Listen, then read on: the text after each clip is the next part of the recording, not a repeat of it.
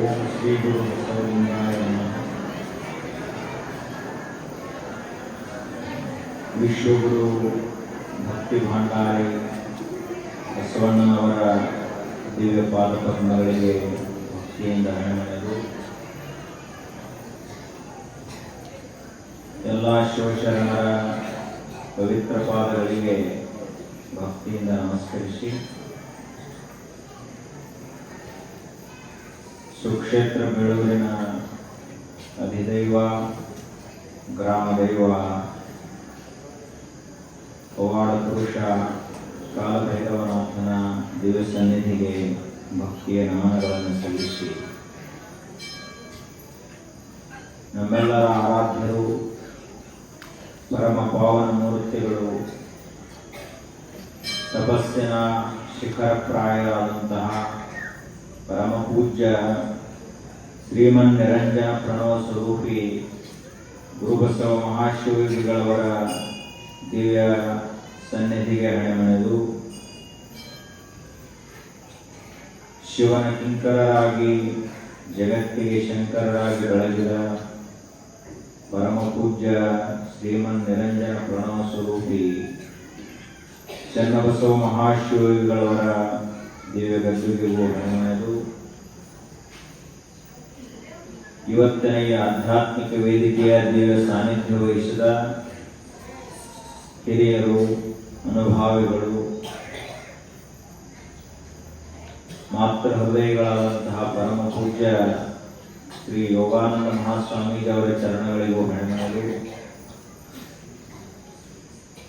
ಸಂಗೀತಜ್ಞರಾದಂತಹ ಸಿದ್ಧಾರೂಢ ಅವರಳ್ಳಿಯವರಲ್ಲಿ ಹಾಗೂ ಸಿದ್ದರಾಜ ಮಲಿಪಾಟಿ ಅವರಲ್ಲಿಯೂ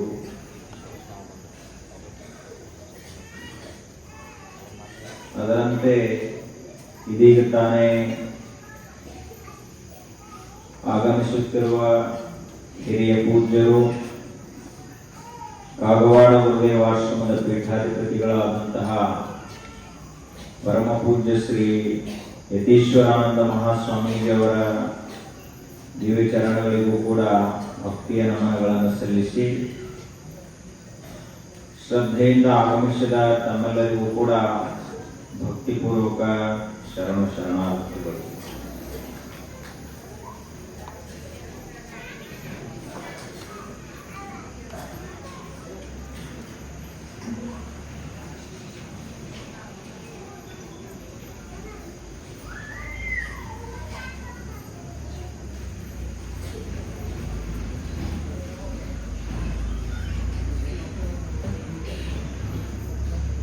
ಇದು ಶಿವಶರಣರ ಚರಿತ್ರೆ.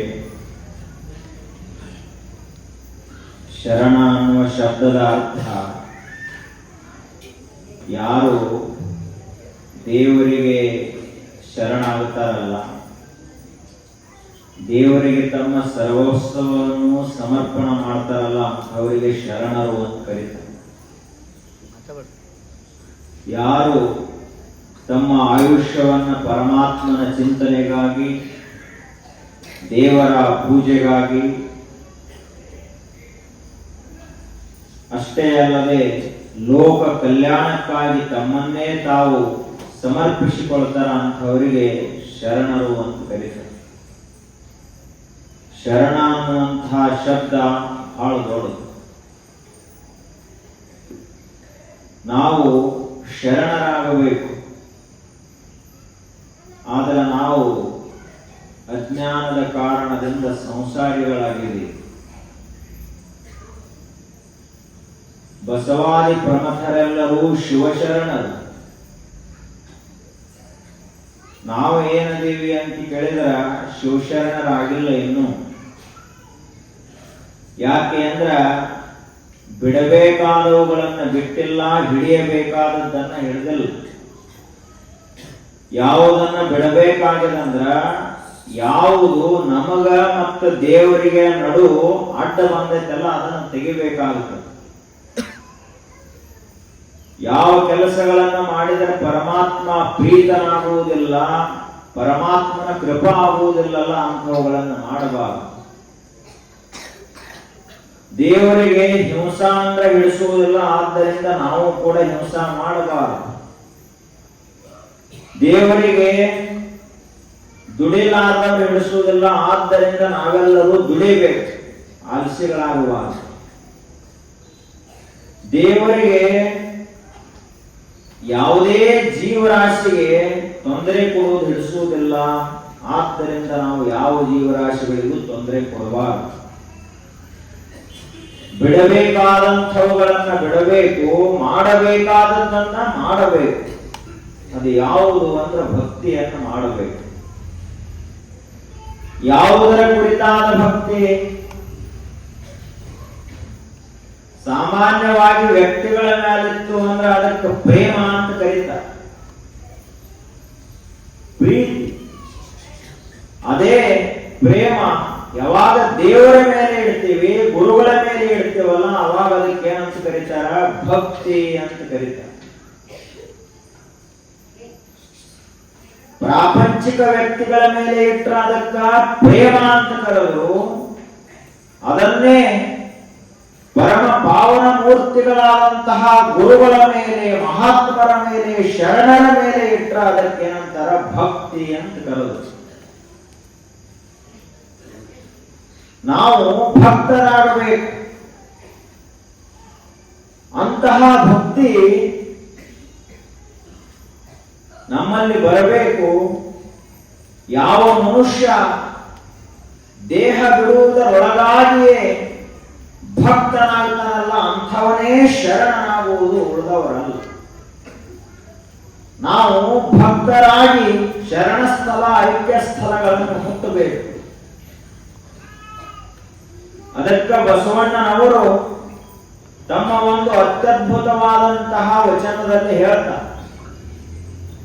ಏನ್ ಹೇಳ್ತಾರಂದ್ರ, ಅದೊಂದು ಎಚ್ಚರಿಕೆಯ ಸಂದೇಶ.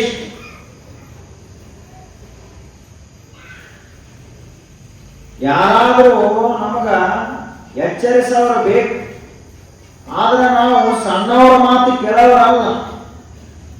ನಾವು ಯಾರ ಮಾತು ಕೇಳ್ತೀವಿ ಅಂದ್ರ ಬಹಳ ದೊಡ್ಡವರಿರಬೇಕು, ಅಂಥವರ ಮಾತನ್ನು ಕೇಳ್ತೀವಿ. ಈ ಜಗತ್ತಿನಲ್ಲಿ ಬಸವಣ್ಣನವರು ಬಹಳ ದೊಡ್ಡವರು. ಎಲ್ಲಿಯವರೆಗೆ ಸೂರ್ಯ ಚಂದ್ರ ಇರ್ತಾರಲ್ಲ, ಅಲ್ಲಿಯವರೆಗೆ ಬಸವಣ್ಣನವರ ಹೆಸರು ಇರ್ತದ, ಅಷ್ಟು ದೊಡ್ಡವರು. ಅವರು ನಮ್ಮೆಲ್ಲರಿಗೂ ಕೂಡ ಒಂದು ಎಚ್ಚರಿಕೆಯ ಮಾತನ್ನ ಹೇಳ್ತಾರ, ಅದನ್ನು ನಾವು ದಿನಾಲು ಪಾಲಿಸಬೇಕು. ಭಕ್ತಾರೆ ಎದ್ದು ಅಘವಣಿ ಪತ್ರೆಯ ತಂದು, ಹೊತ್ತು ಹೋಗದ ಮುನ್ನ ಪೂಜಿಸು ಲಿಂಗವ. ಹೊತ್ತು ಹೋದ ಬಳಿಕ ನಿನ್ನನಾರುವಲ್ಲರು, ಹೊತ್ತು ಹೋಗದ ಮುನ್ನ, ಮೃತ್ಯು ಒಯ್ಯದ ಮುನ್ನ ತೊತ್ತು ಕೆಲಸವ ಮಾಡು ಕೂಡಲ ಸಂಗಮ ದೇವನ ಅಂತ ಹೇಳಿದ್ರು. ಭಕ್ತಾರೆ ಎದ್ದು ಅಂದ್ರ ನಸಿಕಿನಲ್ಲಿ ಬೇಗನೆ ಹೇಳಬೇಕು ಮನುಷ್ಯ. ನಮ್ಮ ಜೀವನ ಪ್ರಾರಂಭವಾಗುವುದು ಬ್ರಹ್ಮ ಮುಹೂರ್ತದಲ್ಲಿ, ನಸುಕಿನ ವೇಳೆಯಲ್ಲಿ ಪ್ರಾರಂಭ ಆಗಬೇಕು. ನಾವು ಒಂದು ವೇಳೆ ಏನಾದ್ರೂ ಮುಂಜಾನೆನ ತಡ ಮಾಡಿ ಎತ್ತೀವಿ ಅಂದ್ರೆ ನಮ್ಮ ಇಡೀ ದಿವಸ ಸರಿಯಾಗಿರುವುದಿಲ್ಲ. ಸೂರ್ಯನ ಬಂದು ನಮ್ಮನ್ನ ಎಬ್ಬಿಸಬಾರದು, ನಾವು ಸೂರ್ಯನ ಎಬ್ಬಿಸಬೇಕು.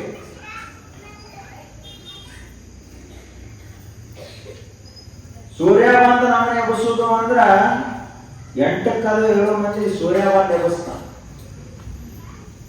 ನಾವು ಸೂರ್ಯನ ಎಬ್ಬಿಸುವುದು ಅಂದ್ರೆ 4 ಅಥವಾ 5 ಗಂಟೆಗೆ ಯಾರು ಹೇಳ್ತಾರಲ್ಲ ಅವರು ಸೂರ್ಯನ ಎಬ್ಬಿಸ್ತಾರ, ಅಂಥವ್ರ ನಾವಾಗಬೇಕು.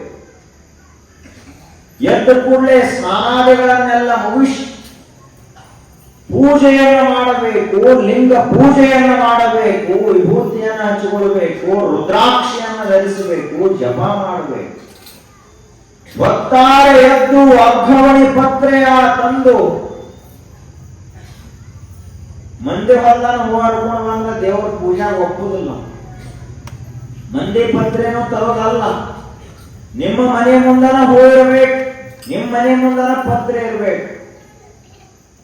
ಪತ್ರಿ ಬೇಕಾದ್ರೆ ಅಂದ್ರೆ ಮಠಕ್ಕೆ ಹೋಗಿ ಹರ್ಕೊಂಡು ಬಾ ಅಂತ ಹೇಳ್ತಾರೆ ಬಹಳ ಮಂದಿ. ಹಚ್ಚಂಗೆ ಇಲ್ಲ. ಅದಕ್ಕ ಅವೆಲ್ಲ ನಮ್ಮ ಸಮೀಪದಲ್ಲೇ ಇರಬೇಕು. ಅವುಗಳನ್ನ ತಂದು ಹೊತ್ತು ಹೋಗದ ಮುನ್ನ ಪೂಜಿಸು ಲಿಂಗವ. ಹೊತ್ತೇನ ಹಂಗ ನೀವು ನಮ್ಮವದಾನ ಅಂತ ಹೇಳಿ ಹೊತ್ತು ಅನ್ನೋದಿಲ್ಲ ಎಂದಿಗೂ.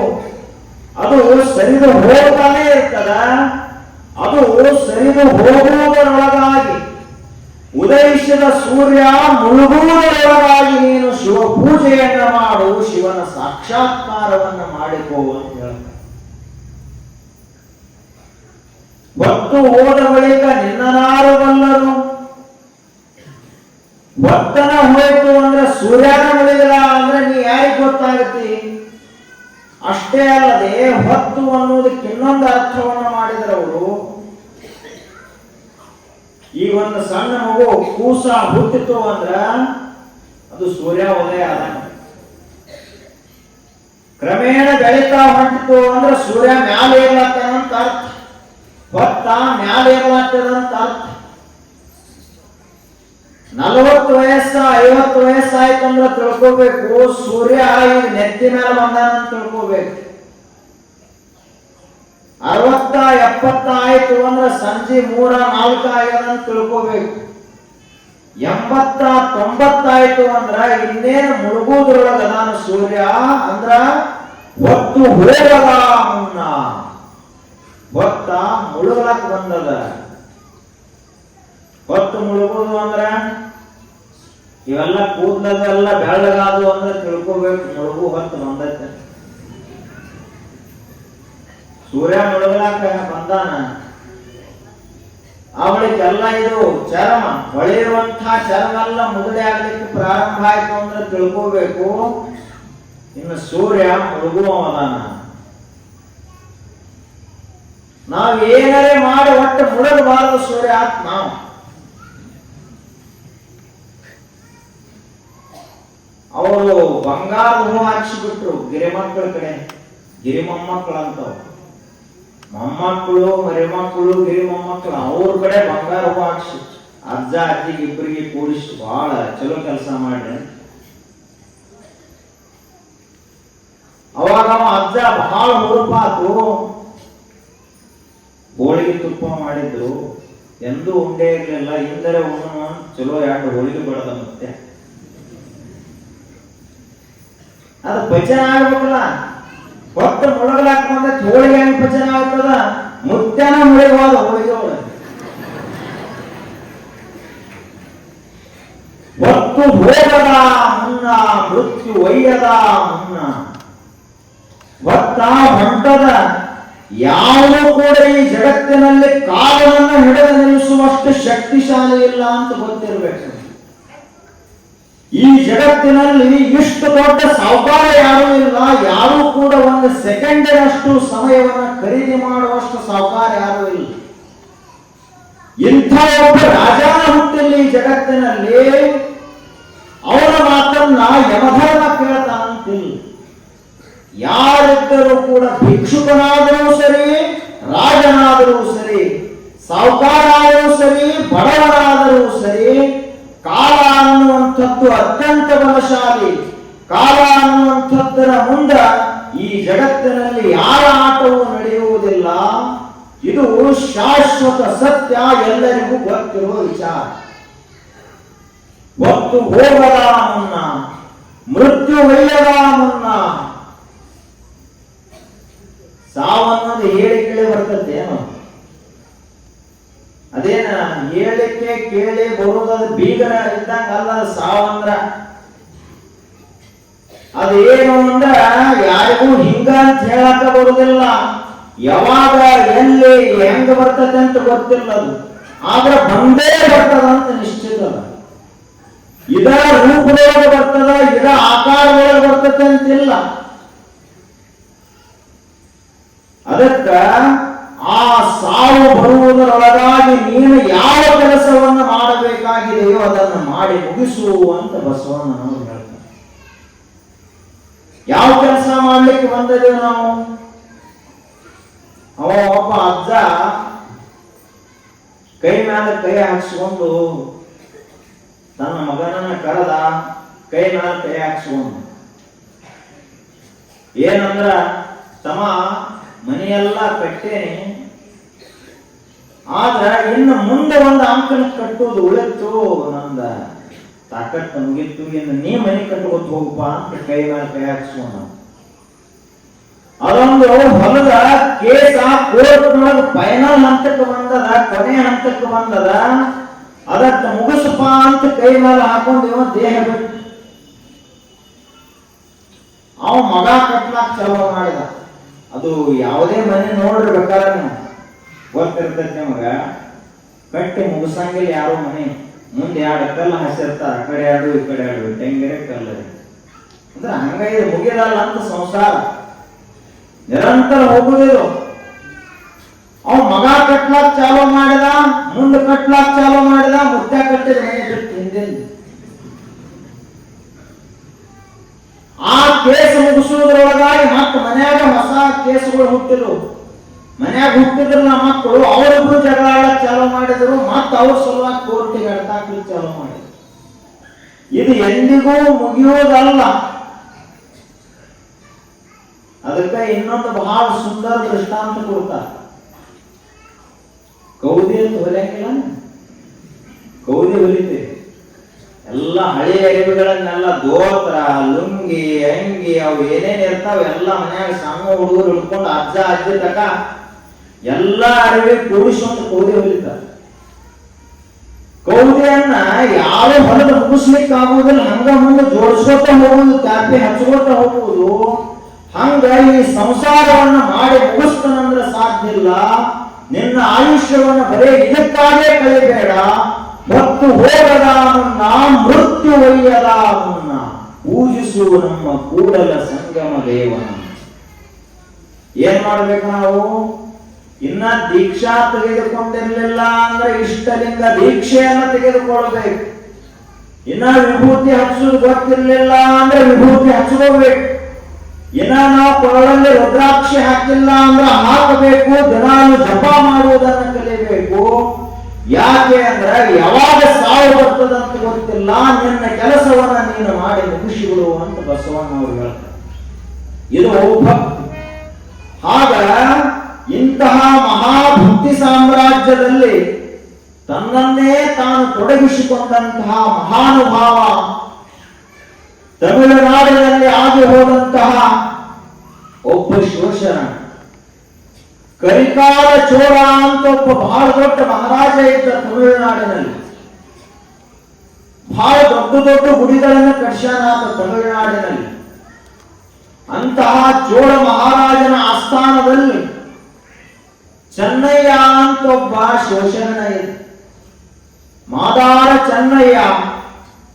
ಅವನ ಕೆಲಸ ಏನಿತ್ತು ಅಂದ್ರ, ದಿನಂಪ್ರತಿಯಾಗಿ ಕುದುರೆಗಳು, ರಾಜನ ಕುದುರೆಗಳಿದ್ದು, ಆ ಕುದುರೆಗಳಿಗೆ ಮೇವು ತರು ಕೆಲಸ ಮಾಡುತ್ತಿದ್ದ, ಹುಲ್ಲು ತರು ಕೆಲಸ ಮಾಡುತ್ತಿದ್ದ. ದಿನಂಪ್ರತಿಯಾಗಿ ಎಲ್ಲ ಹೊಳೆ ದಂಡೆ, ಹಳ್ಳದ ದಂಡೆ, ಆ ರಾಜನದೇ ಹೊಲ ಇತ್ತು, ಅಲ್ಲಿಂದ ಹುಲ್ಲು ಹೊತ್ತುಕೊಂಡು ಬರುವುದು, ಈ ಕುದುರೆಗಳಿಗೆ ಮೇಯಿಸೋದು, ಇಷ್ಟ ಅವನ ಕೆಲಸ. ಅದೊಂದು ಕಾಯಕ. ಕಾಯಕದೊಂದಿಗೆ ಆ ಚೆನ್ನಯ್ಯ ಏನ್ ಮಾಡ್ತಾ ಇದ್ದ ಅಂದ್ರೆ, ದಿನಂಪ್ರತಿಯಾಗಿ ಅಪಾರ ಶಿವಭಕ್ತಿಯನ್ನು ಮಾಡ್ತಾ ಇದ್ದ. ಶಿವ ಅಂದ್ರೆ ಸಾಮಾನ್ಯನಲ್ಲ, ಇಡೀ ಜಗತ್ತಿನಲ್ಲಿಯೇ ಉಮೇಶನಿಂದ ಅಧಿಕ ಯಾರೂ ಇಲ್ಲ ಅಂತ ಹೇಳ್ತಾರೆ. ದೇವರಿಗಿಂತ ದೊಡ್ಡವರು ಯಾರು ಅಲ್ಲ. ಆ ದೇವರ ಭಕ್ತಿಯನ್ನ ಈ ಚೆನ್ನಯ್ಯನವರು ಮಾಡ್ತಾ ಇದ್ರು.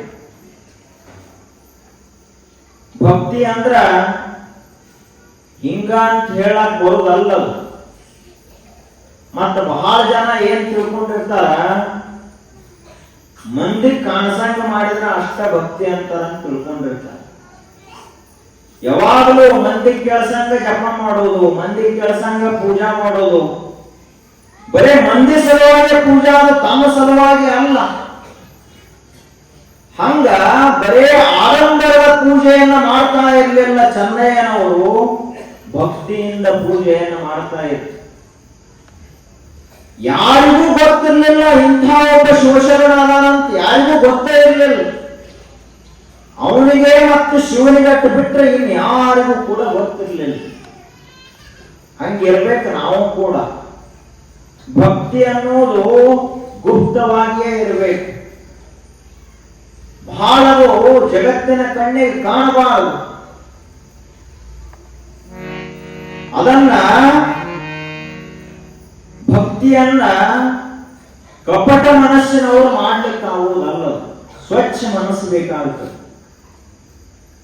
ಯಾಕೆ ಅಂದ್ರ ದೇವರ ಮೆಚ್ಚುವುದು ಯಾವುದಕ್ಕೆ ಮೆಚ್ಚತಾನ ಅಂತ ಕೇಳಿದ್ರ, ಯಾವ ಮನಸ್ಸು ಸ್ವಚ್ಛದ ಆ ಮನಸ್ಸಿಗೆ ದೇವರು ಒಲಿತಾನ, ಅಂತಹ ಮನಸ್ಸಿಗೆ ಒಲಿತ. ಮನಸ್ಸ ಹೊಲಸಿತ್ತು ಅಂದ್ರೆ ತಗೊಂಡೇನು ಮಾಡೋದಲ್ಲ. ದಿನಂಪ್ರತಿ ರುದ್ರಾಭಿಷೇಕ ಮಾಡ್ತಾನ, ದಿನಂಪ್ರತಿ ಇಷ್ಟಲಿಂಗ ಪೂಜಾ ಮಾಡ್ತಾನ, ಗುಡಿಗೆ ಹೋಗ್ತಾನ. ಅಷ್ಟೇ ಅಲ್ಲದೆ ಗುಡಿಯ ಪೂಜಾಗೆ ಇದ್ರು ಕೂಡ ಮನಸ್ಸು ಹೊಲಸಿತ್ತು ಅಂದ್ರೆ ಸಾಯುಕತ ಪೂಜಾ ಮಾಡಿದ್ರು ದೇವರು ಒಲೆಂಗಿಲ್ಲ. ಮನಸ್ಸ ಸ್ವಚ್ಛ ಇರ್ಬೇಕಾಗುತ್ತೆ. ಸಣ್ಣ ಮಕ್ಕಳು ಇರ್ತಾವಲ್ಲ, ಸಣ್ಣ ಮಕ್ಕಳಿಗೆ ಏನಂತ ಕರೀತಾರ? ದೇವರಿದ್ದಂಗ ಅಂತ ಕರೀತಾರ. ಅಂದ್ರೆ ಅವು ದೇವರೇ ಇರ್ತಾವ. ಆದ್ರೆ ನಾವೇನು ಹೆಂಗದೀವಿ ನಾವು ಸ್ವಲ್ಪ ವಿಚಾರ ಮಾಡೋಣ. ನಮ್ಮ ಮನಸ್ಸು ಹೆಂಗದ ಒಂದ್ ಸ್ವಲ್ಪ ವಿಚಾರ ಮಾಡೋಣ. ಅವಾಗ ನಮ್ಮ ಭಕ್ತಿ ಎಷ್ಟ ಬಲಿಷ್ಠದ ಅಥವಾ ದುರ್ಬಲದ ಅಂತ ಗೊತ್ತಾಗುತ್ತೆ. ಹಸಿವಿನ ಪ್ರೇಮಕ್ಕೆ ಬೋರವ ಹಿಡಿಯಂಬರು. ಎದಕ್ಕೆ ನಾವು ದೇವರಿಗೆ ನೈವೇದ್ಯ ತೋರಿಸ್ತೀವಿ? ನಮಗೂ ಹಸುವಾಗ್ಯಾವ, ಉಣ್ಲಾಕೊಂದು ಅವಕಾಶ ಆಗಲಿ ಅಂತ ಬಾಣ ಹಿಡಿದು ಬರ್ತೀವಿ. ಅಮಾವಾಸ್ಯದ ಅಂತ ತೆಂಗಿನಕಾಯಿ ಹೊಡಿತೀವಿ, ಹೊರತು ಭಕ್ತಿಯಿಂದ ಅಲ್ಲ. ಎಲ್ಲ ಊರೆಲ್ಲ ಹೊಂಟದಂತ ತಿಳ್ಕೊಂಡು ನಾವೇ ಬರ್ತೀವಿ, ಹೊರತು ಭಕ್ತಿಯಿಂದ ಬಂದಿಲ್ಲ. ಅದಕ್ಕೆ ಅವರು ಹೇಳುವುದು, ಹಿಂಗ ಮಾಡ್ಕೋತ ಹೋದಿ ಅಂದ್ರ ತೋರಿಕೆಯ ಭಕ್ತಿಯನ್ನ ಮಾಡಿದ್ರ ದೇವ್ರ ಹೆಂಗ ಒಲೆ? ದೇವರೇನಾದ್ರೂ ತೋರಿಕೆಯ ಭಕ್ತಿಗೆ ಒಲಿತಾನೆ ಅನ್ನ, ನಿಜ ಭಕ್ತಿಗೆ ದೇವರು ಒಲೆಯುವುದು. ಅದಕ್ಕ ನಮ್ಮ ಸ್ವಭಾವ ಹೆಂಗದ, ನಾವು ಎಂತಹ ಭಕ್ತಿಯನ್ನು ಮಾಡಬೇಕು, ಭಕ್ತಿಯ ಸ್ವರೂಪ ಏನು, ಭಕ್ತಿಯನ್ನು ಮಾಡಿದಂತವರು ಹೆಂಗಿರ್ತಾರ ಅನ್ನೋದನ್ನ ತತ್ವಪದ. ಪ್ರೀತಿ ವಿಶ್ವಾಸ ಕರುಣೆ ಕ್ಷಮೆ ತ್ಯಾಗದಲ್ಲಿ ಹುಟ್ಟಿ ಬಂದದು ಭಕ್ತಿ. ಮುಕ್ತಿಗೆ ಅಣಿ ಮಾಡಿ ಮುಕ್ತನ ಮಾಡಿತು, ಎಂಥ ಶಕ್ತಿ ಇದು ಭಕ್ತಿ. ಪ್ರೀತಿ ವಿಶ್ವಾಸ ಕರುಣೆ ಕ್ಷಮೆ ತ್ಯಾಗದಲ್ಲಿ ಹುಟ್ಟಿತು ಈ ಭಕ್ತಿ.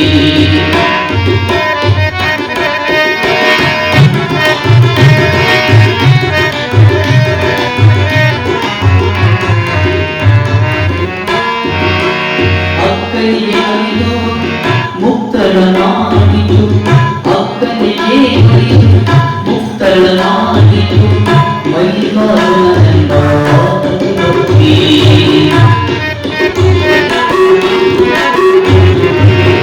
ಅಕ್ಕನಿಗೆ ಅರಿದು ಮುಕ್ತರನಾಡಿತು, ಮೈಗಾರನೆಂಬ ಪ್ರತಿಭಕ್ತಿ. ಅನಸೂಯ ಬಲಿದು ತ್ರಿಮೂರ್ತಿಗಳ, ಅನಸೂಯ ಬಲಿದು ತ್ರಿಮೂರ್ತಿಗಳ ಕೂಸ ಮಾಡುತ್ತಿರು ಭಕ್ತಿರದ ಭಕ್ತಿ.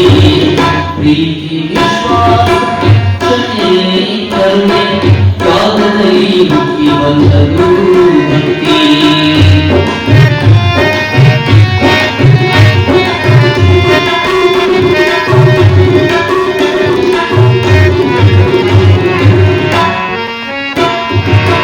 ಮಾತಾ ಪಿತರನ್ನು ಹೊತ್ತೊಯ್ಯುತ್ತಾಸೆಯ, ಮಾತಾ ಪಿತರನ್ನು ಹೊತ್ತೊಯ್ಯುತ್ತಾಸೆಯ ಕರುಣಿಸಿದ ಶ್ರವಣದ ಭಕ್ತಿ. ಮಾತಾ ಪಿತರನ್ನು ಹೊತ್ತೊಯ್ಯುತ್ತಾಸೆಯ ಕರುಣಿಸಿದ ಶ್ರವಣದ ಭಕ್ತಿ. ಹೆಬ್ಬೆರಳ ಕಡಿದು ಗುರುದಕ್ಷಿಣೆ ನೀಡಿತು, ಹೆಬ್ಬೆರಳ ಕಡಿದು ಗುರುದಕ್ಷಿಣೆ ನೀಡಿತು, ಏಕಲವ್ಯನ ಗುರುಭಕ್ತಿ. ಏಕಲವ್ಯನ ಗುರುಭಕ್ತಿ.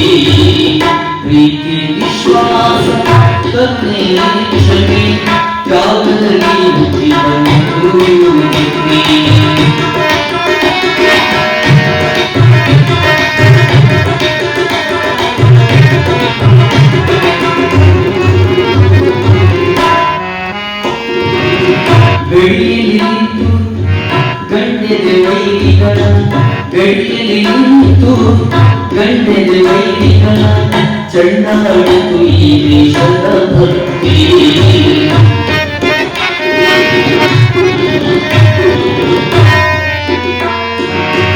ಭಕ್ತಿಯ ನೆಚ್ಚಿದ ಭಕ್ತರ ನುಕ್ಕಿಯ ಭಕ್ತಿಯ ನೆಚ್ಚಿದ ಭಕ್ತರ ನುಕ್ಕಿಯ ಬಳಸುತ್ತೀ ಮಹಾಭಕ್ತಿ ಗಡಿಯಲ್ಲಿ ನಿಂತು ಗಂಡದ ವೈರಿಗಳ ಗಡಿಯಲ್ಲಿ ನಿಂತು ಗಂಡದ ವೈರಿಗಳ ಚಂಡಾಡಿತು ಈ ದೇಶದ ಭಕ್ತಿ ಪ್ರೀತಿ ವಿಶ್ವಾಸ ಕರುಣೆ ಪ್ರೀತಿ ವಿಶ್ವಾಸ ಕರುಣೆ ಕ್ಷಮೆ ತ್ಯಾಗದಲ್ಲಿ ಹುಟ್ಟಿತು ಈ ಭಕ್ತಿ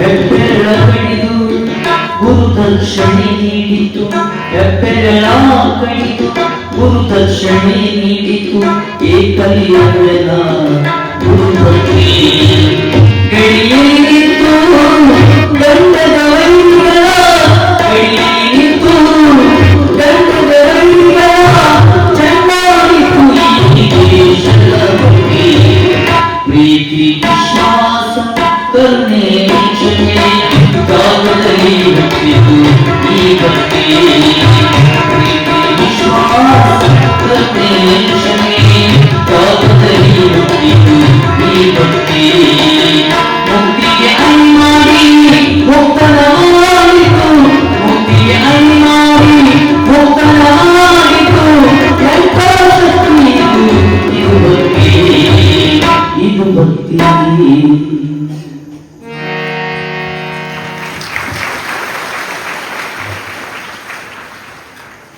ಬಸವಣ್ಣನವರು ಹೇಳ್ತಾರ ಒಂದು ಮಾತನ್ನ, ಭಕ್ತಿ ಇಲ್ಲದ ಬಡವನಾಯ ಚೆನ್ನಯ್ಯನ ಮನೆಯಲ್ಲೂ ಬೇಡಿದೆ, ಕಕ್ಕಯ್ಯನ ಮನೆಯಲ್ಲೂ ಬೇಡಿದೆ, ದಾಸಯ್ಯನ ಮನೆಯಲ್ಲೂ ಬೇಡಿದೆ, ಎಲ್ಲಾ ಪುರಾತನರು ನೆರೆದು ಭಕ್ತಿ ಭಿಕ್ಷವನ್ನಿಕ್ಕಿದಡೆ ಎನ್ನ ಪಾತ್ರೆ ತುಂಬಿತ್ತು ನೋಡ ಕೂಡಲ ಸಂಗಮ ದೇವ. ಬಸವಣ್ಣನವರು ಹೇಳ್ತಾರ, ನಾನು ಭಕ್ತಿ ಇರ್ಲಾರದಂಥ ಬಡವ, ರಾಕ್ ಇರ್ಲಾರದಂಥ ಬಡವನಲ್ಲ, ಅಧಿಕಾರ ಇರ್ಲಾರದಂಥ ಬಡವನಲ್ಲ. ಆದ್ರ ಯಾವ ಬಡವ ಅಂದ್ರ ಭಕ್ತಿ ಇರಲಾರದಂತಹ ಬಡವ ಅಂತ ಹೇಳ್ತಾರ. ಅವರೇನು ಬಡವರಾಗಿರ್ಲಿಲ್ಲ, ಆದ್ರ ಪುರಾತನರ ಮಹಿಮೆಯನ್ನ ಸಾರಲೋಸುಗವಾಗಿ, ಪುರಾತನರು ಅಂದ್ರ ಬಹಳ ಹಿರಿಯರು.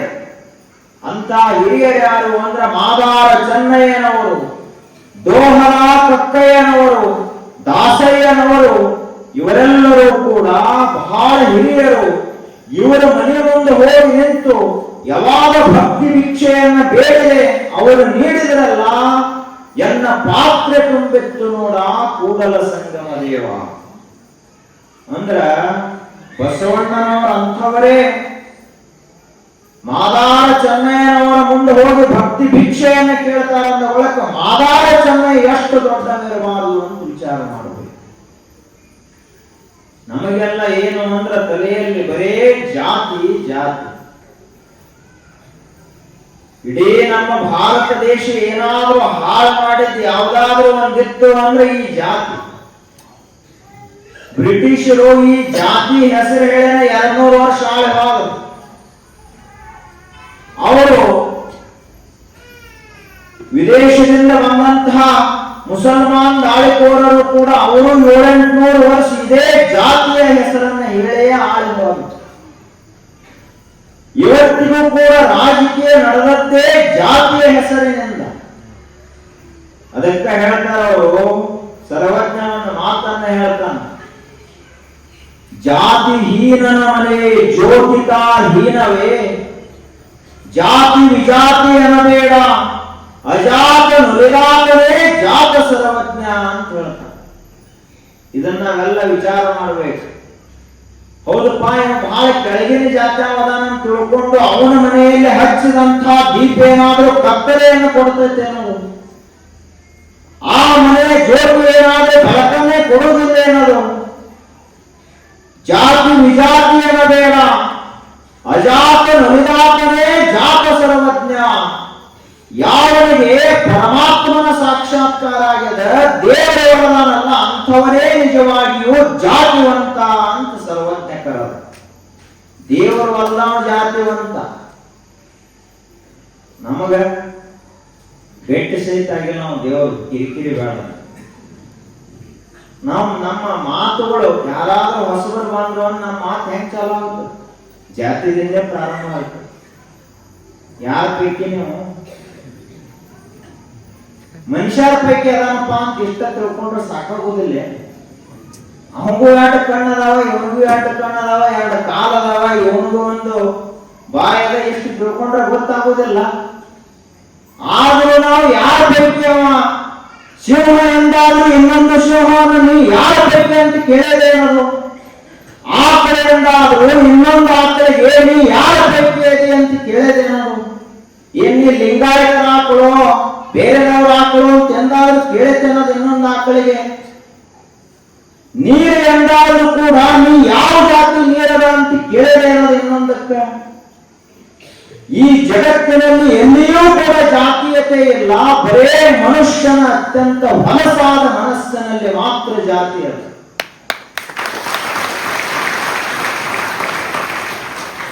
ಅಜಾತ ನಲಿದಾತನೇ ಜಾತ ಸರ್ವಜ್ಞ. ಅಂತಹ ಅಜಾತ ಯಾರಿಗೆ ಒಲದ ಅಂದ್ರೆ ಮಾದಾರ ಚೆನ್ನಯ್ಯನವರಿಗೆ ಒಲದ. ಆ ಪ್ರಸಂಗವನ್ನು ನೋಡ್ತಾ ಇದ್ದೀವಿ ನಾವು. 60 ವರ್ಷ ಇದೇ ರೀತಿಯಾಗಿ ದಿನಾಲು ಕುದುರೆಗಳಿಗೆ ಮೇವು ತಂದು ಹಾಕ್ತಾ ಇದ್ದ. ಯಾರಿಗೂ ಗೊತ್ತಿರಲಿಲ್ಲ ಇಷ್ಟು ದೊಡ್ಡ ಶಿವಭಕ್ತ ಅಂತ ಹೇಳಿ ಚೆನ್ನಯ್ಯನವರು. ಒಂದು ದಿನ ಆ ಶಿವನಿಗೆ ಅನಿಸ್ತು, ಇಷ್ಟು ದೊಡ್ಡ ಶಿವಭಕ್ತ ಅದಾನಿವ, ಆದ್ರೆ ಇಡೀ ಜಗತ್ತಿಗೆ ಗೊತ್ತಿಲ್ಲ. ಇವನ ಮಹಿಮೆ ಇಡೀ ಜಗತ್ತಿನಾದ್ಯಂತ ಶಾಶ್ವತವಾಗಿ ಕೊಂಡಾಡುವಂಗಾಗಬೇಕು. ಇವನ ಮಹಿಮೆ ಜಗತ್ತಿನಲ್ಲಿ ಮೊಳಗಬೇಕು ಅಂತ ತಿಳಿದುಕೊಂಡು ಶಿವ ಏನ್ ಮಾಡಿದ ಅಂದ್ರ ಒಂದು ವಿಶೇಷ ಲೀಲೆಯನ್ನು ರಚಿಸಿಬಿಟ್ಟ. ಕರಿಕಾಲ ಚೋಳ ದಿನಂಪ್ರತಿಯಾಗಿ ಶಿವನ ದೇವಾಲಯಕ್ಕೆ ಹೋಗಿ ರಾಜೋಪಚಾರಗಳಿಂದ ಶಿವನ ಪೂಜೆಯನ್ನು ಮಾಡ್ತಾ ಇದ್ದ. ದಿನಾಲು ಲಕ್ಷ ಬಿಲ್ವಾರ್ಚನೆ, ದಿನಾಲು ಮಹಾರುದ್ರಾಭಿಷೇಕ, ಏನದ ಶಿವನನ್ನ ವೈಭವದಿಂದ ಪೂಜೆ ಮಾಡ್ತಾ ಇದ್ದ. ಆ ಶಿವನ ಅಭಿಷೇಕಕ್ಕೆ ಆನೆಗಾಲ ಬಂಗಾರ ಕೊಡದವರು ನೀರು ತರ್ತಾ ಇದ್ದ. ಆನೆ, ಒಂಟೆ, ಕುದುರೆ ಅಷ್ಟೇ ಅಲ್ಲದೆ ಶಂಖ, ಭೇರಿ, ಮೃದಂಗ, ಡಮರು ಇವೆಲ್ಲವುಗಳಿಂದ ಕೂಡಿ ಅತ್ಯದ್ಭುತವಾದಂತಹ ಪೂಜೆಯನ್ನ ಕರಿಕಾಲ ಚೋಳ ಮಹಾರಾಜ ಮಾಡ್ತಾ ಇದ್ದ. ಕೊನೆಗೆ ದಿನಂಪ್ರತಿಯಾಗಿ ನೈವೇದ್ಯ ಹಿಡಿತಿದ್ದ. ಅಷ್ಟು ಭಕ್ತಿ ಇತ್ತು ರಾಜನಿಗೆ. ಇವ ಏನ್ ನೈವೇದ್ಯ ತೋರಿಸ್ತಿದ್ದಲ್ಲ, ಒಂದು ಪರ್ದ ಹಾಕಿದ ಬಳಿಕ ಶಿವ ಆ ನೈವೇದ್ಯವನ್ನು ಪ್ರಸಾದ ಮಾಡ್ತಾ ಇದ್ದ. ಒಂದು ದಿವಸ ಏನಾಯ್ತು ಅಂದ್ರ, ಈಗ ಮುಂಜಾನೆ ಪೂಜಾ ಮುಗಿಸಿ ನೈವೇದ್ಯವನ್ನ ಹಿಡಿದ, ಪರ್ದಾ ಸರಿಸಿ ಗುಡಿಯ ಹೊರಗೆ ಹೋಗಿ ನಿಂತ. ನೈವೇದ್ಯ ಆಗಿರಬೇಕು ಅಂತ ಒಳಗೆ ಬಂದ ನೋಡ್ತಾನ, ನೈವೇದ್ಯ ಆಗಿರಲಿಲ್ಲ. ಆಯ್ತು ಸಂಜೆಯವರೆಗೆ ನೋಡೋಣ ಅಂತ ಸಂಜೆಯವರೆಗೆ ಶಿವ ಬರ್ತಾನಂತ ತಾರೀಕಾದ, ಶಿವ ಬರ್ಲಿಲ್ಲ.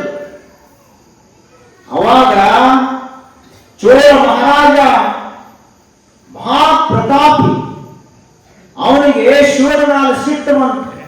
ಯಾಕೆ ಹಿಂಗ ಮಾಡ್ಯಾನ ಶಿವ ಅಂತ ತಿಳಿದುಕೊಂಡು ಕತ್ತಿಯನ್ನು ತೆಗೆದುಕೊಂಡು ತನ್ನ ರುಂಡವನ್ನು ತಾನೇ ಹಾರಿಸಿಕೊಳ್ಳಲು ಪ್ರಯತ್ನ ಮಾಡಿದ. ಅವಾಗ ಶಿವ ಬಂದ ಕೈ ಹಿಡಿದು ಹೇಳಿದ, ನೋಡಪ್ಪ ರಾಜನೇ, ನಿನ್ನ ಮೇಲೆ ನಾ ಏನು ಸಿಟ್ಟಾಗಿಲ್ಲ, ನನ್ನ ಹೊಟ್ಟೆ ತುಂಬಿದ ಒಳಗೆ ನಾ ಹೆಂಗ ಉಳ್ಳಾಕತ್ತೆ ಅಂದವ ಶಿವ. ಅವಾಗ ನಿನಗೆ ಹಿಂಗ ಹೊಟ್ಟೆ ತುಂಬಂಗ ಉಳಿಸಿದವ್ರು ಯಾರು, ಅವ್ರ ಹೆಸರು ಹೇಳಂತಂದೇವ ಚೋಳ ಮಹಾರಾಜ. ನಾ ಏನೂ ಇಲ್ಲ, ಅಂಬಲಿಯನ್ನು ಕುಡಿದ ಬಂದೇನೆ ಅಂತ ಶಿವ ಹೇಳಿದ. ಅಂಬಲಿ ಕುಡಿದ್ರೆ ಹೆಂಗ ನಿನಗೆ ಹೊಟ್ಟೆ ತುಂಬಿತು ಅಂತಂದವ. ಯಾರ ಅಂಬಲಿ ಅದು? ನಿನಗ ಅಂಬಲಿಯನ್ನು ಕುಡಿಸಿದಂಥವ್ರು ಯಾರು? ಅದು ಮಾದಾರ ಚೆನ್ನಯ್ಯನ ಮನೆಯಲ್ಲಿ ತಯಾರಾದಂತ ಭಕ್ತಿಯ ಅಂಬಲಿ ಅಂತ ಹೇಳಿದ ಶಿವ.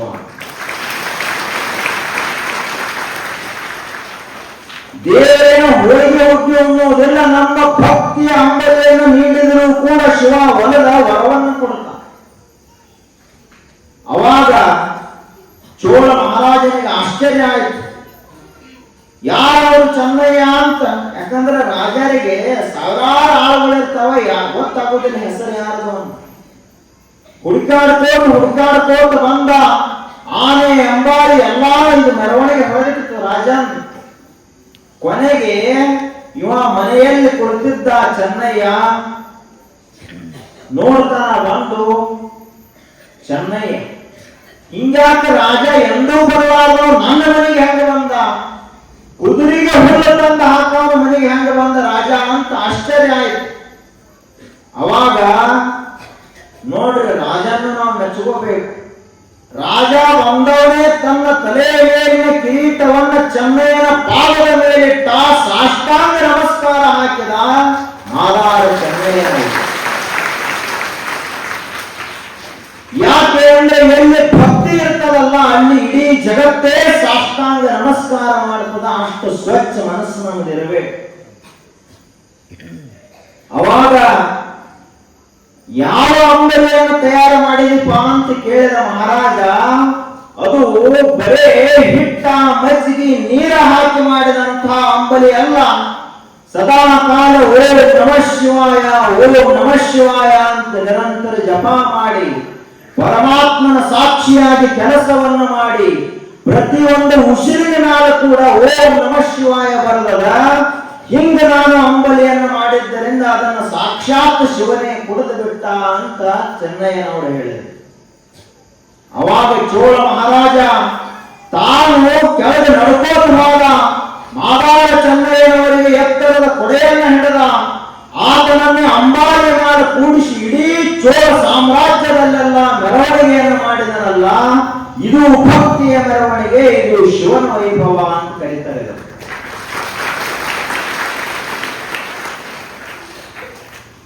ಹೆಂಗ ಭಕ್ತಿ ಮಾಡಬೇಕು ಅನ್ನೋದನ್ನ ನಾವು ಕಲ್ಕೋಬೇಕು. ಸ್ವಲ್ಪ ನಮ್ದು ಏನು ಅಂದ್ರೆ ಬರೀ ತೋರಿಸುವ ಸಲುವಾಗಿ ಮಾಡೋರು ನಾವು, ನಿಜವಾದ ಭಕ್ತಿ ಅಲ್ಲ. ನಮ್ಮ ಪ್ರೀತಿ, ನಮ್ಮ ಪ್ರೇಮ ಹರಿದ ಹಂಚಿ ಹೋಗಿಬಿಟ್ಟಿರುತ್ತೆ. ಒಬ್ಬ ಮಹಾರಾಜ ಒಂದು ದೊಡ್ಡ ಗುಡಿ ಕಟ್ಟಿಸಿದ. ಬಹಳ ದೊಡ್ಡ ಗುಡಿ ಕಟ್ಟಿಸಿ ಆ ಗುಡಿಯಲ್ಲಿ ಎಲ್ಲ 100 ಜನ ಪುರೋಹಿತರನ್ನ ಕರೆಸಿ, ಅರ್ಚಕರನ್ನ ಕರೆಸಿ ಬಹಳ ದೊಡ್ಡ ಪೂಜೆಯನ್ನು ಮಾಡಿ ಪ್ರಾಣ ಪ್ರತಿಷ್ಠಾಪನ ಮಾಡಿದ ಬಳಿಕ ರಾತ್ರಿ ಮಲ್ಕೊಂಡ. ಕನಸು ಬಿಟ್ಟ ಅವನಿಗೆ. ಕನಸಿನೊಳಗ ದೇವರಿವನು ಮುಂದೆ ಇದ್ದ. ದೇವರಿಗೆ ನಮಸ್ಕಾರ ಮಾಡಿ ಅವ ಕೇಳಿದ, ಅಲ್ಲ ಪರಮಾತ್ಮನೇ, 10 ವರ್ಷಗಳವರೆಗೆ 100 ಕೋಟಿ ರೂಪಾಯಿ ಖರ್ಚು ಮಾಡಿ ನಾನು ಇಷ್ಟು ದೊಡ್ಡ ಗುಡಿಯನ್ನು ಕಟ್ಟಿಸೇನೆ. ಆ ಗುಡಿ ಗರ್ಭಗುಡಿ ತನಕ ಆನೆ ಒಂಟಿ ಕುದುರೆ ಬರ್ತಾವ, ಅಷ್ಟು ದೊಡ್ಡದು ಕಟ್ಟಿಸೇನೆ. ನಿನಗೆ ಏನಾದ್ರೂ ಸಂತೃಪ್ತಿ ಆಯ್ತೇನೋ ಅಂತ ಕೇಳಿದೆ. ನನ್ನ ಗುಡಿ ಒಳಗೆ ನೀನು ಬಂದ ನಿಜವಾಗಿಯೂ ವಾಸ ಮಾಡ್ತೀಯೇನೋ ಅಂತ ಕೇಳಿದೆ. ಅವಾಗ ದೇವರು ಹೇಳಿದಂತ, ನೋಡಪ್ಪ, ನಾನು ನಿನ್ನ ಗುಡಿಯಾಗ ಬಂದು ಕುಂಡ್ರುವಷ್ಟು ಸಣ್ಣವಿಲ್ಲ. ಆದ್ರ ನನ್ನನ್ನ ಇನ್ನೊಬ್ಬ ಭಕ್ತ ಗುಡಿಯನ್ನು ಕಟ್ಸನ, ಆ ಗುಡಿಯೊಳಗೆ ನಾನು ಸದಾ ಕಾಲ ವಾಸ ಮಾಡ್ತೀನಿ ಅಂತ ಹೇಳಿದ ಶಿವ ದೇವರು. ಅವಾಗ ಅವಂದ ಹೆಚ್ಚು ಕಡಿಮೆ ನಮಗ ನೆದರಿಗೆ ಬೀಳುವ ಪ್ರಕಾರ, ರಾಜರ ನೆದರಿಗೆ ಅಂದ್ರೆ ಇಡೀ ಜಗತ್ತೇ ಇರ್ತದ. ಇಡೀ ಜಗತ್ತಿನಲ್ಲೇ ಇಷ್ಟು ದೊಡ್ಡ ಗುಡಿಯನ್ನು ಯಾರೂ ಕಟ್ಟಿಸಿಲ್ಲ ಅಂದ ಬಳಿಕ ಅದೆಂಥ ಗುಡಿ ಇರಬಾರದು, ಅಲ್ಲಿ ದೇವರು ಯಾವತ್ತು ವಾಸ ಮಾಡ್ತಾನಂದ್ರ ಅಂತ ಅವ ವಿಚಾರ ಮಾಡಿದ. ಕೇಳಿದ ದೇವರಿಗೆ, ಆ ಗುಡಿ ಎಲ್ಲದ ಹೇಳು, ಆ ಭಕ್ತ ಯಾರು ಹೇಳು ಅಂತ ಕೇಳಿದ. ಅವಾಗ ದೇವರಂದ, ಆ ಗುಡಿ ಹೊರಗಿಲ್ಲ ಅಂತ ಹೇಳಿದ ದೇವರು. ಆ ಗುಡಿ ಎಲ್ಲದ ಅಂದ್ರ ಯಾವ ಮನಸ್ಸಿನಲ್ಲಿ ಭಕ್ತಿ ಅದಲ್ಲ ಅಂತಹ ಭಕ್ತಿಯ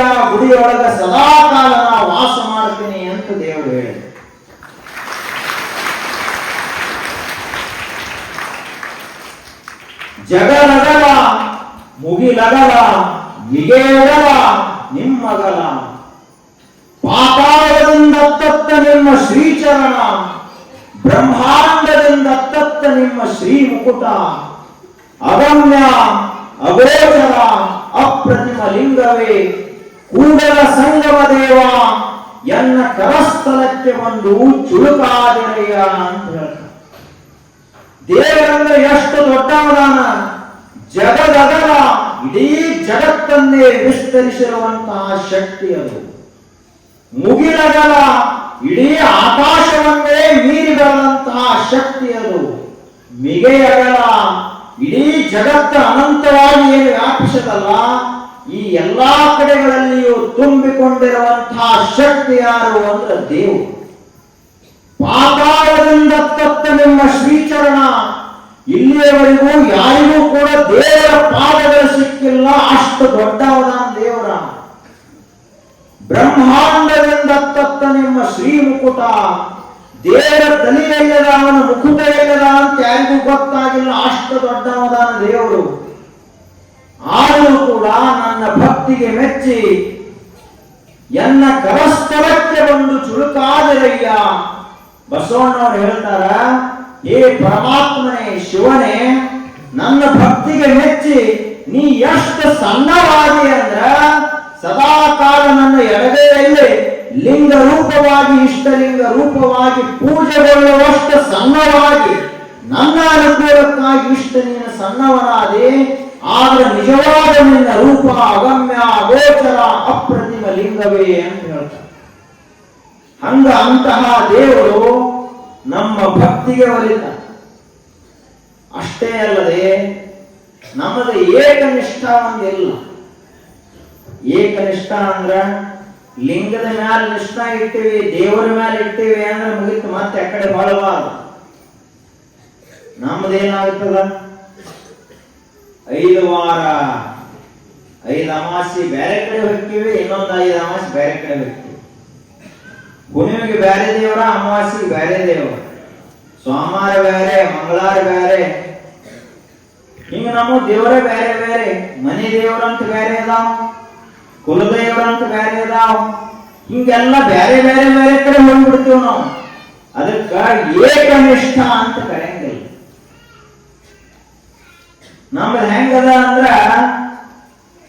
ಅವಪ್ಪ ಏನೋ ನೀರು ಬೇಕಾತಂತ ಅವನಿಗೆ, ಅವಾಗ 4 ಫೂಟ್ ತೆಗದ, ಬಹಳ ಕಲ್ಲು ಹತ್ತಕ್ಕಾಯ್ತು, ಇಲ್ಲಿ ನೀರು ಬರುವುದಿಲ್ಲ ಅಂತ ಮತ್ತೊಂದ್ ಕಡೆ ಬಾಳ, ಅಲ್ಲೇ 4 ಫೂಟಿನ ತೆಗದ, ಅಲ್ಲೇ ನೀರು ಬರ್ಲಿಲ್ಲ. ಹಿಂಗ 10-20 ಕಡೆ ತೆಗದ, ನೀರೇ ಬರ್ಲಿಲ್ಲ. ಇನ್ನೊಬ್ರು ತಿಳಿದವರು ಬಂದು, ಹಿರಿಯರು ಬಂದು, ವಯಸ್ಸಾದ ಅಜ್ಜ ಬಂದು ಕೇಳಿದ, ತಮ್ಮ ಏನ್ ಮಾಡಲಾಗ್ತದೆ ಅಂತ ಕೇಳಿದ. ಏನಿಲ್ಲ, ನೀರು ಬೇಕಾಗ್ಯದ, ಭೂಮಿ ಆಗಿಲ್ಲಾಗ್ತದೆ ಅಂತ ಹೇಳಿದ. ಹಿಂಗಾದ್ರೆ ಹೆಂಗ ನೀರು ಬರ್ತಿತ್ತು? ಒಂದ ಜಾಗದೊಳಗೆ 20 ಫೂಟ್ ತೆಗಿ, ನೀರು ಬರಲಿಲ್ಲ ಅಂದ್ರೆ ನನ್ನ ಕೇಳುವಂತ ಅಜ್ಜ ಹೇಳಿದ. ಅದರ ಪ್ರಕಾರವಾಗಿ ಅವ ಬಾವಿ ತೆಗೆದ, ನೀರು ಬಂತು. ನಾವು ಹಂಗ ಒಂದು ಲಿಂಗದ ಮೇಲೆ, ಗುರುಗಳ ಮೇಲೆ ನಿಷ್ಠೆಯನ್ನು ಇಟ್ಟಿವಿ ಅಂದ್ರ ದೇವರು ಒಲಿತ, ಒಲೆಯಂಗಿಲ್ಲ ಅಂತಲ್ಲ. ನಮ್ದು ಹಂಗಿಲ್ಲ. ಅದಕ್ಕ ಬಹಳ ಸುಂದರ ಒಂದು ನಡೆದ ಘಟನಾ ಹೇಳ್ತ. ಸಾಧಾರಣ ಆದ ಅರ್ಥ ಬಹಳ ದೊಡ್ಡದು. ಒಬ್ಬ ಈಗೇನ್ ಯಾರು ದೋತ್ರ ಉಟ್ಕೊಳಂಗಿಲ್ಲ, ಏನಿಲ್ಲ. ಅಜ್ಜಗಳಿಗೆ ಒಂದು ಊರಿಗೆ ಒಂದೊಂದು ದೋತ್ರ ಹುಟ್ಟದ ಮೂರ್ತಿ ಮಾಡಿ ನೆಲೆಸ್ಬೇಕೇನು, ಮುಂದಿನ ಮಂದಿ ಗೊತ್ತೈತಿಲ್ಲ. ದೋತ್ರ ಪೇಟ ಎಲ್ಲ ಹೋಗಿಬಿಟ್ಟಾವಿ, ಎಲ್ಲ ಪ್ಯಾಂಟಿನ ಮಂದಿ ಬಂತು. ಆ ಬಳಿಕ ಒಬ್ಬ ಮರುದಿವಸ ಲಗ್ನಕ್ಕೆ ಹೋಗೋದಿತ್ತು. ಅದು ಇರೋದನ್ನ ಮದುವೆಗೆ ಹಾಕೊಂಡು ಹೋಗೋ ಸಲುವಾಗಿ ಒಂದ ಜೋಡಿ ಡ್ರೆಸ್ ಇತ್ತು. ಏನ್ ಮಾಡಿದವ, ಅದನ್ನ ತೆಗೆದು ನೋಡಿದ, ಬಹಳ ಉದ್ದ ಆಗ್ತಿತ್ತು. ಸ್ವಲ್ಪ ಒಂದ 4-6 ಬಟ್ ಉದ್ದಿತ್ತದು, ಹೆಚ್ಚಾಗಿತ್ತು ಅವನಕ್ಕಿಂತಲೂ. ಅವ ರಾತ್ರಿ ಸಮಯ 7-8 ಗಂಟೆ ಸಮಯ ಮೊಟ್ಟ ಮೊದಲ ತಮ್ಮ ಮನೆಯವ್ರ ಕಡೆಗೆ ಹೋದ. ಇದೊಂದು 4 ಬಟ್ಟೆ ಕಟ್ ಮಾಡ್ರಿ, ಕತ್ತರಿಸ್ರಿ, ಕತ್ತರಿ ತಗೊಂಡ ಹೇಳಿದ. ನಮಗ್ ಕೆಲಸದ ಕೈ ಖಾಲಿ ಇಲ್ಲ ತಂದ್ರ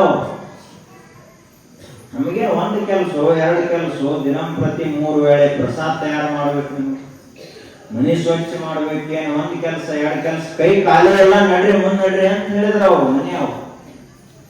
ಆತು ಹೋಗ್ಲಿ ಬಿಡ ಅಂತ ಅವ್ರ ಕಡೆ ಮಾಡ ಪಾಪ. ಯವ್ವ ನೀರೇ ಇದನ್ನ ಪ್ಯಾಂಟ್ 4 ಬಟ್ಟೆ ಕಟ್ ಮಾಡಿ ಸರಿಯಾಗಿ ಹೊಲಿಗೆ ಹಾಕಿ ಕೊಡು ಅಂತ ಕೇಳಿದ. ಅವ್ರವ್ರು ಹೇಳಿದ್ದು, ನೋಡಪ್ಪ ಈಗ ಧಾರಾವಾಹಿ ಬಹಳ ಗಂಭೀರ ಹಂತಕ್ಕೆ ಬಂದದ, ಇಂತಹ ಕ್ಲೈಮ್ಯಾಕ್ಸ್ ಹಂತದೊಳಗ ಆ ಸೊಸಿ ಅತ್ತಿಗೆ ಏನೋ ಅನ್ಬೇಕಂತ ಅಂಥದ್ರೊಳಗೆ ನೀ ಬಂದದ ಅನ್ನೋಳಕ್ ಈ ಸದ್ಯ ಹೊಲಿಯಂಗಿಲ್ಲ ತಗೊಂಡ್ ಹೋಗ ಕಡೆ ತಂದು ಅವನು ಕೈ ಬಿಟ್ಟು ಮಗಳ ಕಡೆ ಬಂದ. ಮಗಳಂದ್ರ ಬಹಳ ಪ್ರೀತಿ ಇರ್ತಾರ ಅಪ್ಪನ ಮೇಲೆ ಮಕ್ಕಳು, ಹೆಣ್ಮಕ್ಕಳು ಅದರಲ್ಲಿ ವಿಶೇಷವಾಗಿ. ಅವ್ರ ಕಡೆಗೆ ಬಂದ. ಮಗಳಂದು ನಂದು SSLC ಪರೀಕ್ಷೆ ಅದ, ಈಗ ಪರೀಕ್ಷೆದಾಗ ಹೋಗಿ ನಾಳೆ ಇದನ್ನೇ ಬರ್ಕೊಟ್ಕೊಂಡ್ರಲ್ಲೇ ನಾನು ಕಾಲೇಜ್ ಕೈ ನಡಿ ಅಂತ ಹೇಳಿ ಕಳಿಸಿದ್ವಿ. ರಾತ್ರಿ 10 ಆಯ್ತು. 10 ಆದ ಬಳಕ ಏನ್ ಮಾಡೋದಪ್ಪ, ನಮಗ ಹಣೆ ಬರ ಅಂತ ತಿಳ್ಕೊಂಡು ಅವನ 4 ಬಟ್ಟೆ ಕಟ್ ಮಾಡಿ ಪ್ಯಾಂಟ್ ಹೊಡ್ಕೊಂಡು ಮಕ್ಕೊಂಡ. 10 ಗಂಟೆಗೆ ಇವ್ರದೆಲ್ಲ ಕೆಲಸ ಮುಗಿತ್ತು. ಮನೆಯವರು ಪಾಪ ಕರುಣ ಕರಿಗೆ ಏನ್ ಮಾಡಿದ್ರು ಅಂದ್ರ 4 ಬಟ್ಟೆ ಕಟ್ ಮಾಡಿ ಹೊರದ್ರು ಅವರು.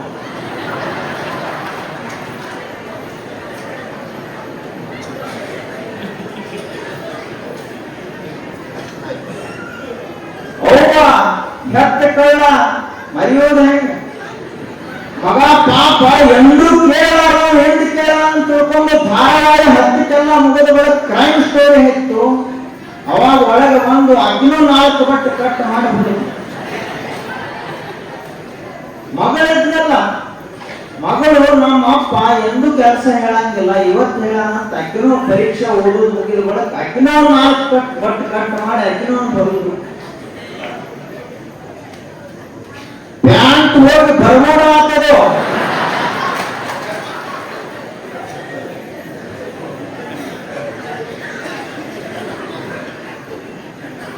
ಹಂಗ ನಮ್ದು ಏನಾಗ್ಯದಂದ್ರ ಪ್ರೇಮ ಭಕ್ತಿ ಅನ್ನುವಂಥದ್ದು ಒಡೆದು ಕತ್ತರಿಸಿ ಹೋಗಿರುವುದರಿಂದ ನಮಗ ಪರಮಾತ್ಮನ ಮೇಲೆ ಏಕನಿಷ್ಠ ಬರುವುದು ಭಕ್ತಿ ಬರುವಲ್ಲು ಅಂತ ಹೇಳ್ತಾರೆ. ಒಮ್ಮೆಟ್ರ ಮುಗಿದು ಹೋಯ್ತ ಗುರುಬಸವ ಶಿವಯೋಗಿಗಳ ಮೇಲೆ ಒಮ್ಮೆ ಭಕ್ತಿಯನ್ನಿಟ್ಟ ಬಳಿಕ ಇನ್ನೊಬ್ಬ ಗುರುಗಳನ್ನು ನೋಡ್ಬೇಕಾಗ ನಾವು ಇಲ್ಲಿ ಬರ್ತೀವಿ, ಮತ್ತ ಹಾಗಾಗಿ ಯಾವ್ಯಾವ ಹೊತ್ತಾವ ಆ ಕಡೆ ಹೋಗ್ತೀವಿ. ಅಂದ್ರೆ ಏನು, ಅಜ್ಜರ ಮೇಲೆ ಪೂರ್ಣ ಭಕ್ತಿ ಇಲ್ಲ ಅಂತ ಅರ್ಥ. ಒಮ್ಮೆ ಗಟ್ಟಿಯಾಗಿ ಹಿಡಿದ್ರೆ ಮುಗಿದ ಹೋಯ್ತು, ಬಿಡಬಾರದು ಗುರುಪಾದವನ್ನು ನೆಟ್ಟರೆ ಗಟ್ಟಿಯಾಗಿ ಹಿಡಿದಂತಹ ಮನುಷ್ಯ ಇಡೀ ಪ್ರಪಂಚವನ್ನೇ ದಾಟಿ ಹೋಗ್ತಾನ. ಅಷ್ಟು ಸಮರ್ಥ ಗುರುಬಸವ ಮಹಾಶಿವಯೋಗಿಗಳು.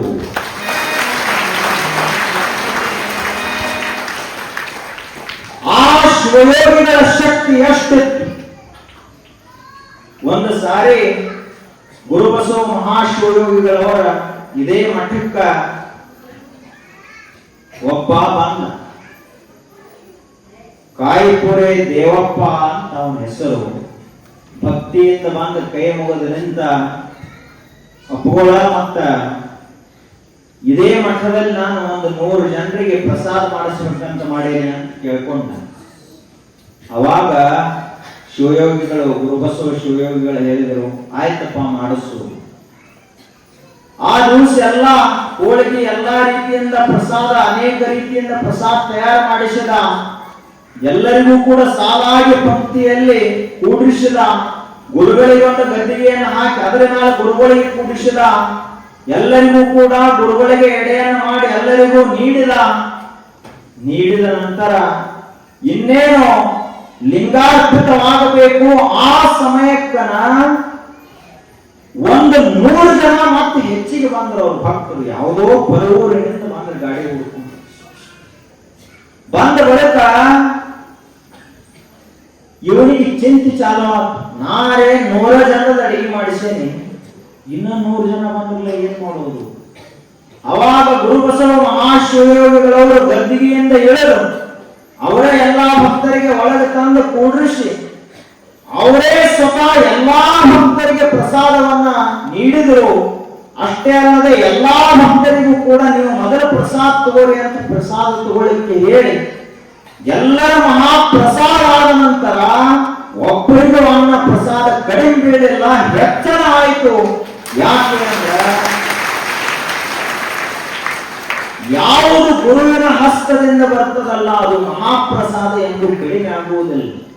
ಅದಕ್ಕ ಮಠದಲ್ಲಿ ಮಂದಿರದಲ್ಲಿ ಎಂದು ಪ್ರಸಾದ ಕಡಿಮೆ ಆಯಿತು ಅಂತ ಇರುವುದಿಲ್ಲ, ಬೆಳಕೋತ ಹೋಗುತ್ತದೆ, ಉಳ್ಕೋತ ಹೋಗುತ್ತದೆ. ಅಂತಹ ಶಕ್ತಿ ಕೊಟ್ಟ ಕೊನೆಗೆ ಎಲ್ಲರಿಗೂ ಪ್ರಸಾದ ಆದ ಬಳಿಕ ಗುರುಬಸವ ಮಹಾಶಿವಯೋಗಿಗಳವರು ತಾವು ಪ್ರಸಾದ ಮಾಡಿದರು. ಅಂದಿನಿಂದ ಅವರೊಂದು ವ್ರತವನ್ನು ಕೈಗೊಂಡ್ರು. ಯಾರೇ ಈ ಭಕ್ತರೆಲ್ಲರೂ ಪರವೂರಿನಿಂದ ಬಂದಿರ್ತಾರಲ್ಲ ಅವ್ರದೆಲ್ಲ ಪ್ರಸಾದ ಆದ ಬಳಿಕನ ನಾನು ಪ್ರಸಾದ ಮಾಡೋದು ಅಂತ ತಿಳ್ಕೊಂಡು ಕೊಟ್ಟ ಕೊನೆಗೆ ಪ್ರಸಾದವನ್ನ ಮಾಡಲಿಕ್ಕೆ ಪ್ರಾರಂಭ ಮಾಡಿ.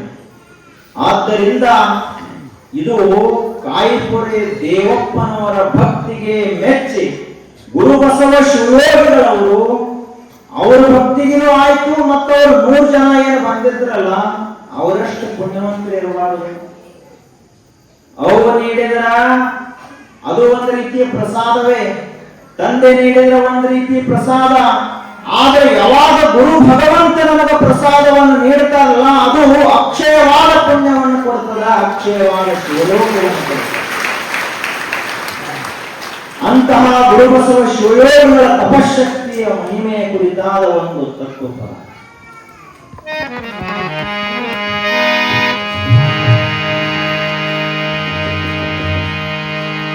ಬೆತ್ತ ಬೆತ್ತ ಬೆತ್ತ ಬೀರೂರು ಅಜ್ಜನ ಬೆತ್ತ, ಗುರು ಬಸವನ ಬೆತ್ತ,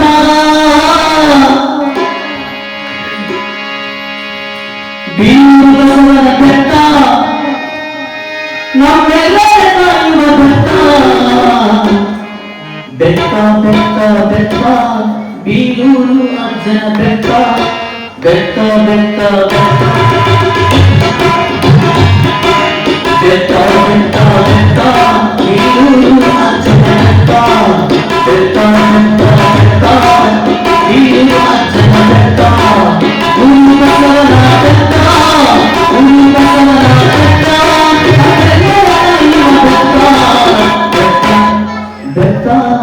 ಬೆತ್ತ ಬೆತ್ತ ಬೆತ್ತ ಬೆತ್ತ ಬೀರೂರು ಅಜ್ಜನ ಬೆತ್ತ, ಬೆತ್ತ ಬೆತ್ತ ಬೆತ್ತ ಬೀರೂರು ಅಜ್ಜನ ಬೆತ್ತ, ಗುರು ಬಸವನ ಬೆತ್ತ, ಗುರು ಬಸವನ ಬೆತ್ತ, ನಮ್ಮೆಲ್ಲರ ತಾಯಿಯ ಬೆತ್ತ.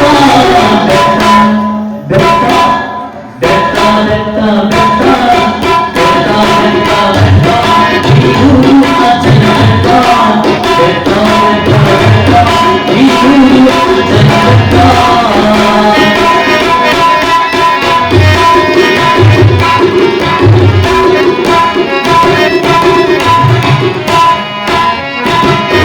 ಕಾಮ ಸುತ್ತ ಬೆತ್ತ ಮನದ ಕಲ್ಪಿಸಿ ಕಳೆದ ಬೆತ್ತ,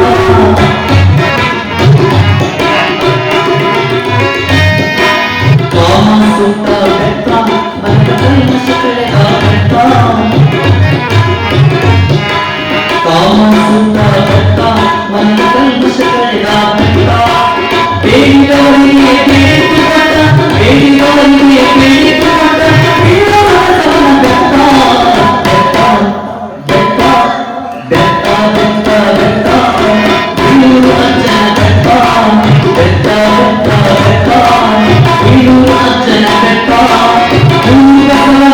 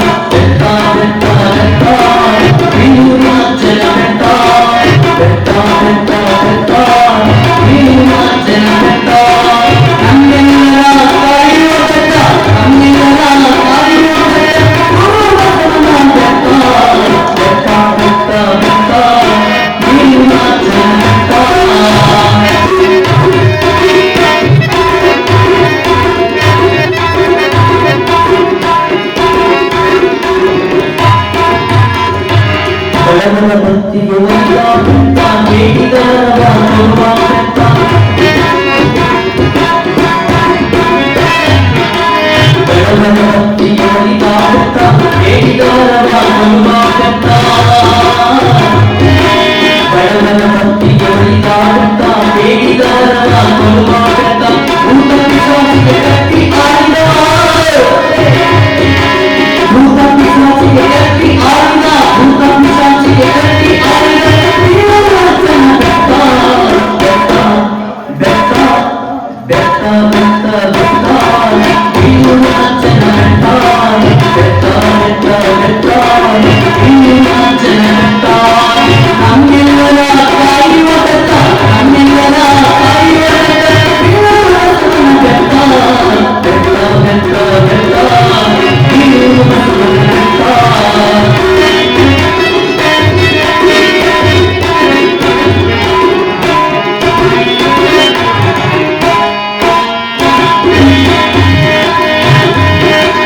ಕಾಲಭೈರವನ ದೃಷ್ಟಿಯಿರುವ ಗುರು ಬಸವನ ಬೆತ್ತ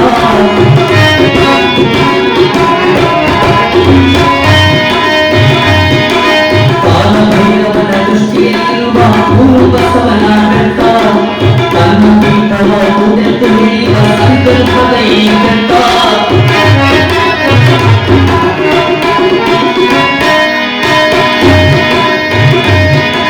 ಕಾಲಭೈರವನ ದೃಷ್ಟಿಯಲ್ಲಿರುವ ಗುರು ಬಸವನ ಬೆತ್ತ ತನ್ನ ಪೀಠವ ಮುಂದೆತ್ತು ಹಿಡಿದ ಸಂಕಲ್ಪದ ಈ ಬೆತ್ತ ಈಶ ಪ್ರಸಾದರಿಗೆ ಬರೆದ ಈಶ ಪ್ರಸಾದರಿಗೆ ಬರೆದ ಗುರು ಭೂಮಿಯ ಬೆತ್ತ ಬೆತ್ತ ಬೆತ್ತ ಬೆತ್ತ ಬೆತ್ತ ಬೆತ್ತ ಬೆತ್ತ ಬೆತ್ತ ಬೆತ್ತ ಬೀಳುವಂಚನ ಬೆತ್ತ ಬೆತ್ತ ಬೆತ್ತ ಬೆತ್ತ ಬೀಳುವಂಚನ ಬೆತ್ತ ಬೀಳುವಂಚನ ಬೆತ್ತ ನಮ್ಮೆಲ್ಲರ ಕಾಯುವ ಬೆತ್ತ ನಮ್ಮೆಲ್ಲರ ಕಾಯುವ ಬೆತ್ತ ಬೀಳುವಂಚನ ಬೆತ್ತ ಬೆತ್ತ ಬೆತ್ತ ಬೆತ್ತ ಬೆತ್ತ ಬೆತ್ತ ಬೆತ್ತ ಬೀಳುವಂಚನ ಬೆತ್ತ ಬೀಳುವಂಚನ ಬೆತ್ತ ಬೀಳುವಂಚನ ಬೆತ್ತ.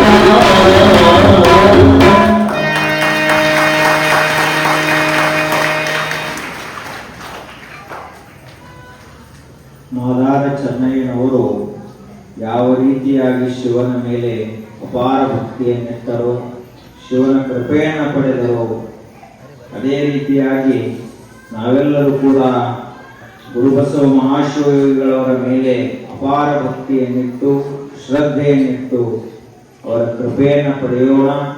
ಅವರ ಆಶೀರ್ವಾದ ಇತ್ತು ಅಂದ್ರೆ ಸಾಕು. ಅವ್ರ ಶಕ್ತಿಗಿಂತ ದೊಡ್ಡ ಶಕ್ತಿ ಯಾವುದದ? ಬರೇ ಒಂದ ವರ್ಷದಲ್ಲಿ ಎಲ್ಲ ಮರೆತು ಬಿಡ್ತಾರ. ಅವರು ದೇಹ ಬಿಟ್ಟನ 90-95 ವರ್ಷ ಆಯ್ತು. ಇವತ್ತಿಗೂ ಕೂಡ ನಾಡಿನಲ್ಲೆಲ್ಲ ಅವರ ಹೆಸರು ಕೇಳಿ ಬರ್ತದಂದ್ರೆ ಅವರಲ್ಲಿ ತಪಸ್ಸಿನ ಶಕ್ತಿ ಅಷ್ಟಿತ್ತು.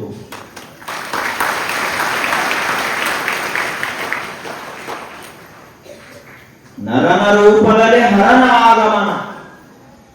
ಅವರು ಕಾಣಲಿಕ್ಕೆ ಮನುಷ್ಯನ ಶರೀರಧಾರಿಯಾಗಿಯೇ ಇದ್ರು. ಆದ್ರ ಗುರುಬಸವ ಮಹಾಶಿವಯೋಗಿಗಳ ರೂಪದಲ್ಲಿ ಸಾಕ್ಷಾತ್ ಶಿವನೇ ಬೀಳುವೂರಿನಲ್ಲಿ ಬಂದು ನೆಲೆಸಿದ. ಶಿವ ಗುರುಬಸವ ಶಿವಯೋಗಿಗಳ ರೂಪದಲ್ಲಿ ಬಂದು ಈ ಗ್ರಾಮದಲ್ಲಿ ನೆಲೆಸಿದ. ಅಷ್ಟೇ ಅಲ್ಲದೆ ಅಪಾರ ಭಕ್ತರು ಅವರೆಲ್ಲರನ್ನ ಉದ್ಧರಿಸುವಂತಹ ಅನೇಕ ಪವಾಡಗಳನ್ನ ಮೆರೆದರು. ಅದಕ್ಕ ನಾವೆಲ್ಲರೂ ಕೂಡ ಅಂತಹ ಗುರುವನ್ನ ಪಡೆದದ್ದೇ ನಮ್ಮೆಲ್ಲರ ಪುಣ್ಯ ಅಂತ ಭಾವಿಸ್ತಾ ಸದಾ ಕಾಲದಲ್ಲಿಯೂ ನಮ್ಮ ಮನಸ್ಸು ಆ ಶಿವಯೋಗಿಗಳನ್ನ ನೆನೆಸಲಿ. ಈ ಶಿರ ಸದಾ ಕಾಲ ಅವರ ಪಾದದಲ್ಲಿ ನಮಿಸ್ತಾ ಇರಲಿ. ನಾಲಿಗೆ ಯಾವಾಗಲೂ ಅವರನ್ನ ಜಪಿಸ್ತಾ ಇರಲಿ. ಅವರ ನಾಮ, ಅವರ ಗುಣ, ಅವರ ಕಥನಗಳನ್ನ ಕೀರ್ತಿಸ್ತಾ ಇರಲಿ ಅಂತ ಪ್ರಾರ್ಥಿಸಿ 2 ನುಡಿಗಳು ಗುರುಬಸವ ಮಹಾಶಿವಗಳವರ ದಿವ್ಯ ಚರಣಗಳಿಗೆ ಸಮರ್ಪಿತ.